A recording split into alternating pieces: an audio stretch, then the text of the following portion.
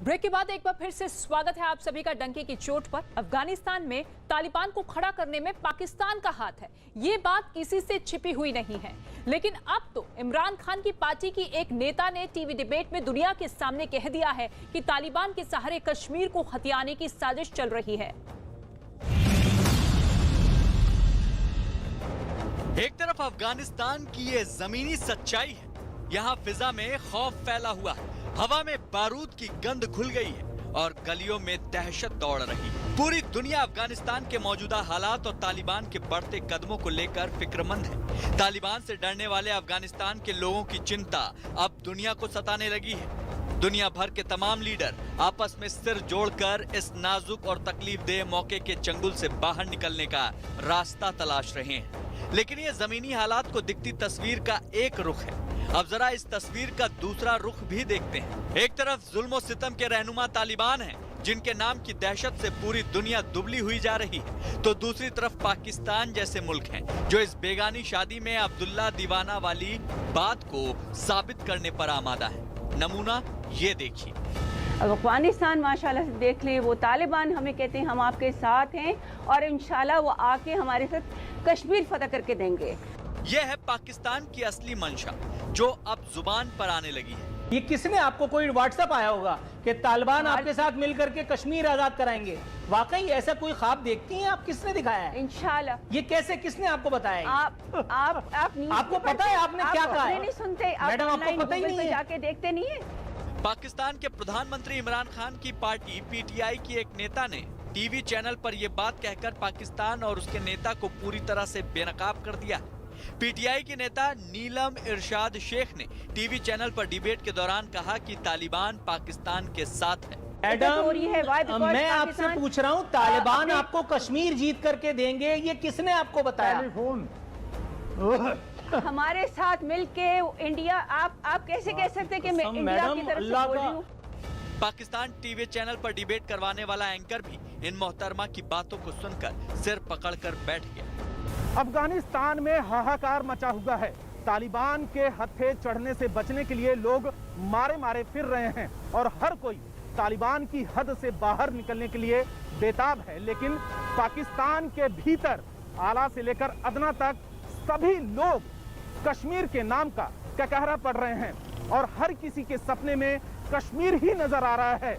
और मुगेरी लाल के हसीन सपने की तर्ज पर तालिबान के जरिए कश्मीर पाने का मंसूबा पालने लगे हैं। सारी दुनिया की देखा देखी पाकिस्तान भले ही कितना भी तालिबान को समर्थन करने से इनकार कर ले, लेकिन उसकी सच्चाई दुनिया जानती है। तालिबान को खड़ा करने में पाकिस्तान का ही हाथ है, ये सच किसी से छिपा नहीं। यही वजह है कि तालिबान के लौट कर आने से पाक में खुशी का माहौल है। इतना ही नहीं, पाकिस्तान के लोगों के दिल के अरमा अब जुबान पर आने लगे हैं। मैडम, अल्लाह का वास्ता, ये प्रोग्राम ऑन एयर जा रहा है, इसको दुनिया देखेगी, इसको भारत में देखा जाएगा और उसके बाद जो हम पे तबर्रे होंगे, आपको अंदाजा है ये कहां से सुन करके आपने ये हवाई छोड़ दी? जो टुकड़े जो उन्होंने किए हुए ना, हमारे जो टुकड़े किए हुए ना, वो हम जुड़ जाएंगे इंशाल्लाह ताला।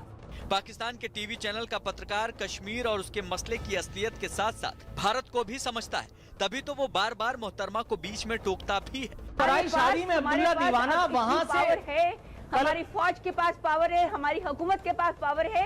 भाई फौज के पास पावर है तो फौज खुद आजाद करा लेगी ना कश्मीर को। ये तालिबान को कहां से कुदा दिया आपने? पत्रकार इस बात को भी समझाने की कोशिश करता है कि उनकी वजह से पाकिस्तान को दुनिया में रुस्वा होना पड़ेगा। तालिबान अगर कूदेंगे तो फिर फौज के पास क्या काम रह गया? आप किस बिहार पे? तालिबान भी हमारा, आप मुझे बताएं, आप फौज की नुमाइंदगी कर रही हैं, तालिबान की नुमाइंदगी कर रही हैं या हुकूमत पाकिस्तान की? लेकिन मोहतरमा को तालिबान के कसीदे पढ़ने से फुर्सत कहाँ?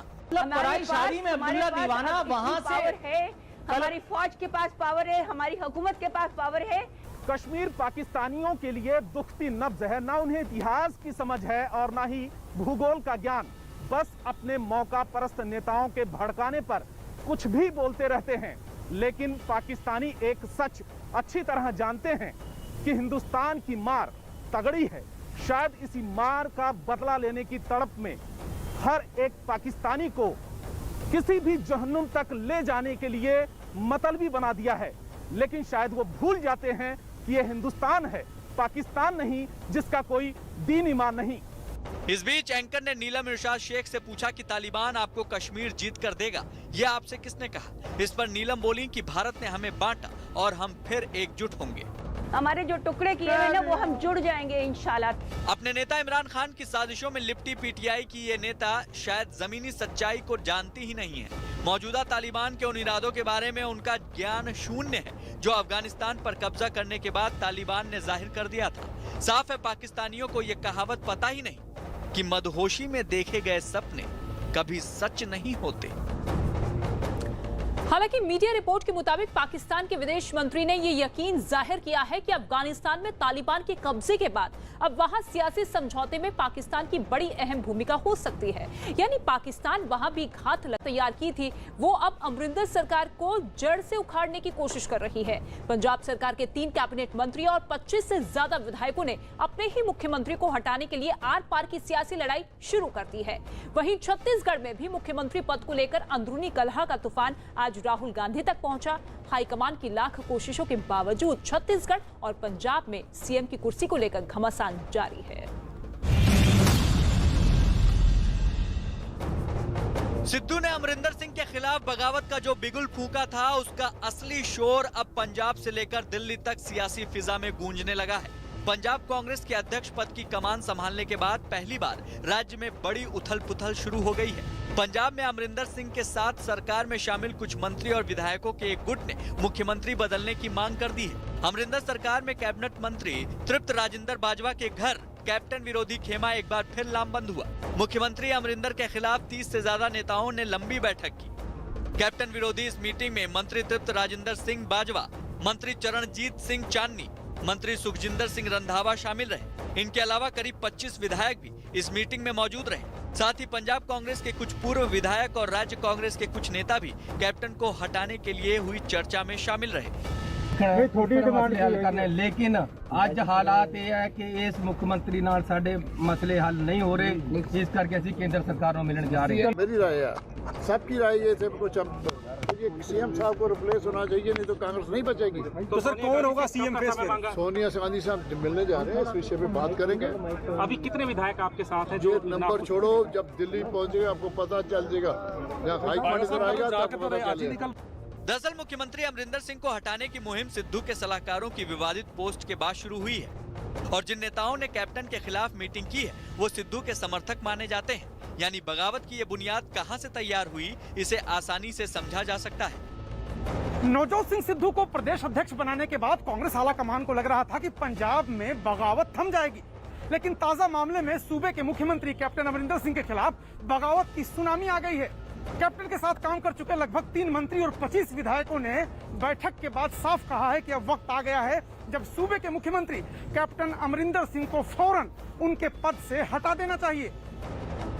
दरअसल कैप्टन अमरिंदर सिंह ने नवजोत सिंह सिद्धू के सलाहकार मालविंदर सिंह माली को कश्मीर के मुद्दे पर आपत्तिजनक पोस्ट के लिए कड़ी हिदायत दी थी। सिद्धू ने भी माली को तलब किया था, लेकिन मालविंदर सिंह माली ने एक और विवादित पोस्ट शेयर की। इस बार मुख्यमंत्री अमरिंदर सिंह और अरुसा आलम को लेकर मालविंदर ने फेसबुक पर लिखा है, अरुसा आलम आपकी राष्ट्रीय सुरक्षा पर पंजाब प्रशासन की सलाहकार है। मैं सोचता था कि ये आपका व्यक्तिगत मुद्दा था और मैंने कभी ये सवाल नहीं उठाया, लेकिन अब आपने नवजोत सिद्धू के निजी सलाहकारों को कांग्रेस पार्टी की राजनीति और राष्ट्रीय सुरक्षा से जोड़ दिया है, इसलिए कुछ भी व्यक्तिगत नहीं है। तो यही कारण है कि आपने मुझे ये पोस्ट करने के लिए मजबूर किया। ये तस्वीरें क्या इशारा कर रही हैं? बीबी अरुसा आलम को पंजाब कांग्रेस में कब शामिल किया गया था? पंजाब के डीजीपी और मुख्य सचिव पाकिस्तानी नागरिक बीबी अरुसा आलम का आशीर्वाद क्यों ले रहे हैं? सिद्धू के सलाहकारों की विवादित सोशल मीडिया पोस्ट और फिर उस पर कैप्टन के तेवर दिखाने के बाद हालात संभलने के बजाय बिगड़ने लगे हैं। सिद्धू के सलाहकार एक के बाद एक सवाल उठा रहे हैं, तो वहीं सिद्धू के समर्थक नेता कैप्टन को हटाने के लिए हाईकमान के पास अपील करने पहुंच गए हैं।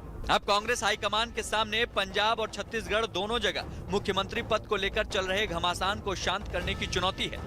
सिद्धू और चीफ मिनिस्टर के बीच में कोई विवाद नहीं है, ये कुछ और फैक्टर्स इमर्ज किए हैं। एक तो सिद्धू साहब के एक एडवाइजर पता नहीं क्या बयान उन्होंने दिया, सिद्धू तो कहते हैं डिस्टॉर्टेड है, लेकिन यदि बयान दिया है बड़ा ऑब्जेक्शनेबल है। तो एक तो उस बयान ने कुछ स्थिति खड़ी की है। पंजाब की तरह ही छत्तीसगढ़ में भी मुख्यमंत्री पद को लेकर मामला संवेदनशील मोड़ पर चला गया है। 2.5 साल बाद मुख्यमंत्री बदलने के इस तथाकथित फार्मूले को लेकर कांग्रेस आलाकमान ने भले ही कोई फैसला न किया हो, लेकिन टीएस सिंहदेव की नाराजगी को देखते हुए उन्हें दिल्ली बुलाकर उनके साथ बैठक जरूर की। कांग्रेस के पूर्व अध्यक्ष राहुल गांधी के घर पर 3 घंटे चली बैठक में सूबे के मुख्यमंत्री भूपेश बघेल, स्वास्थ्य मंत्री टीएस सिंहदेव और राज्य के प्रभारी पीएल पुनिया शामिल हुए। कहा जाता है कि राहुल गांधी ने बैठक में सभी नेताओं को एक साथ एकजुट होकर सत्ता संतुलन के साथ आगे बढ़ने की हिदायत दी है।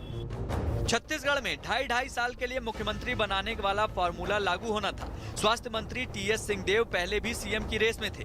कांग्रेस सूत्रों का कहना है कि उन्हें इसी शर्त पर मनाया गया था कि 2.5 साल बाद कमान उन्हें मिल जाएगी। इसलिए अब जब बघेल सरकार के 2.5 साल पूरे हो चुके हैं तो सिंहदेव ने तेवर दिखाते हुए इशारों में दावेदारी कर दी है। इसी विवाद का हल तलाशने के लिए राहुल गांधी के घर मंथन हुआ। हालांकि फाइनल नतीजा अभी कुछ नहीं निकला है। क्या आपका टाइम आ गया है? सब पार्टी के लिए जब काम करते हैं तो सदैव ही टाइम रहता है और पहले भी था, अभी भी है। कांग्रेस का नेतृत्व सोनिया जी और राहुल जी हैं और वो जैसा जिम्मेदारी देते हैं। जो 2023 के चुनाव के सिलसिले में संभागवार बात हुई, इसके बारे में कोई चर्चा ही नहीं हुई। बदलाव की कौन सी बात आ रही है?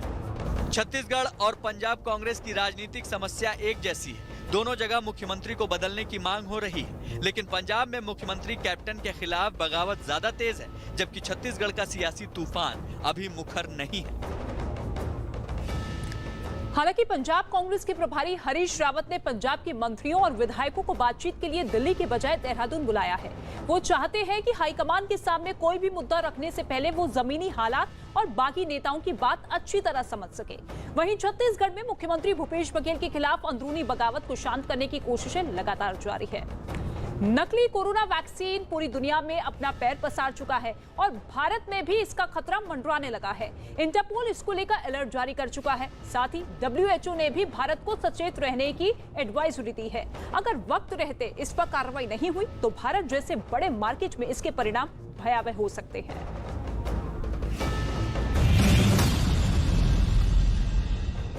भारत में कोरोना की नकली वैक्सीन मिलने के बाद केंद्र ने इसके जांच के आदेश दे दिए हैं। अब इस बात का पता लगाया जा रहा है कि आखिर वैक्सीनेशन का सिस्टम इतना मजबूत होने के बावजूद खामियां कहां रह गईं? आखिर कैसे वैक्सीनेशन अभियान में नकली वैक्सीन की एंट्री हो गई? सरकार इसे गंभीरता से ले रही है, लेकिन इसके साथ ही सरकार इसे ज्यादा तूल नहीं देना चाहती, क्योंकि डर है कि तूल देने पर वैक्सीनेशन अभियान में किसी तरह की रुकावट न आ जाए। हमारे मैकेनिज्म्स, हालांकि हर जगह CCTV कैमरास लगे हुए हैं, प्रॉपरली डोजेस रिसीव होते हैं, परंतु फिर भी हमें कोई भी ऐसी गुंजाइश नहीं रखनी चाहिए कि जहां पे हमारा रियल वैक्सीन जो है वो फेक वैक्सीन से रिप्लेस हो, परंतु किसी भी वैक्सीन के साथ हो सकता है। तो ये जो है हमारे सिस्टम्स एंड चेक्स हमारे बहुत रेगुलर होने चाहिए और साथ में मैं ये भी कहूँगी कि हमारा वैक्सीन रेगुलरली क्वालिटी कंट्रोल के लिए जाना चाहिए। क्वालिटी कंट्रोल का चेकअप, जैसे हमारी मेडिसिन जाती हैं तो टाइम टू टाइम हमारी वैक्सीन की डोजेस भी जानी चाहिए। नकली और असली वैक्सीन की पहचान के लिए कुछ चीजों पर ध्यान देना जरूरी है। जानकारों के मुताबिक अगर किसी कैंप में वैक्सीनेशन के लिए आप जा रहे हैं तो ये पता कर सकते हैं कि वो कैंप सरकार या फिर अस्पताल के लिए लगाया गया है। अस्पताल से पता किया जा सकता है कि वो कैंप सही है या नहीं। शीशियाँ होती है, लेवल तो लोग छाप लेते हैं, शीशियाँ होती हैं वो लोग फेंकते हैं, वहाँ से उठा लेते हैं, तो और ऊपर का कवर जो है वो लगाया जा सकता है। तो इसलिए फेक वैक्सीन बनाना आसान था, तो कुछ लोगों ने इसका बहुत ही ख़राब दुरुपयोग किया है। पैंडेमिक में इस तरह की चीज़ होनी नहीं चाहिए, इसमें सख्त से सख्त सजा होनी चाहिए। जानकारों के मुताबिक दुनिया भर में फर्जी कोरोना वैक्सीन का मार्केट $150 मिलियन है। सबसे ज्यादा नकली वैक्सीन का शिकार अमेरिका रहा है।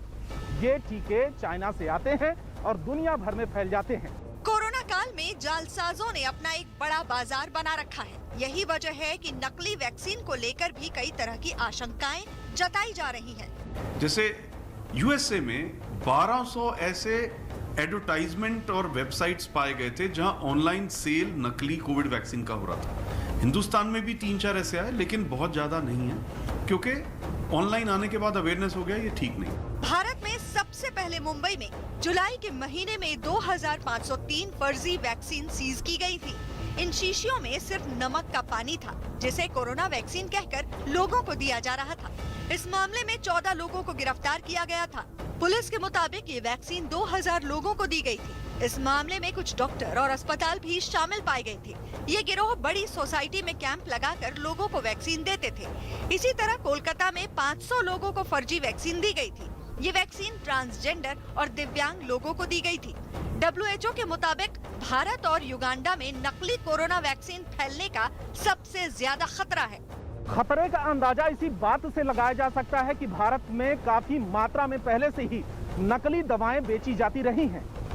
नकली दवाओं का पता लगाने वाली एक कंपनी कोरोना वैक्सीन पर भी काम कर रही है। कंपनी के मुताबिक सरकार को टास्क फोर्स बनाकर इसकी ट्रैकिंग करनी चाहिए, वरना आने वाले दिनों में इसके चिंताजनक परिणाम हो सकते हैं।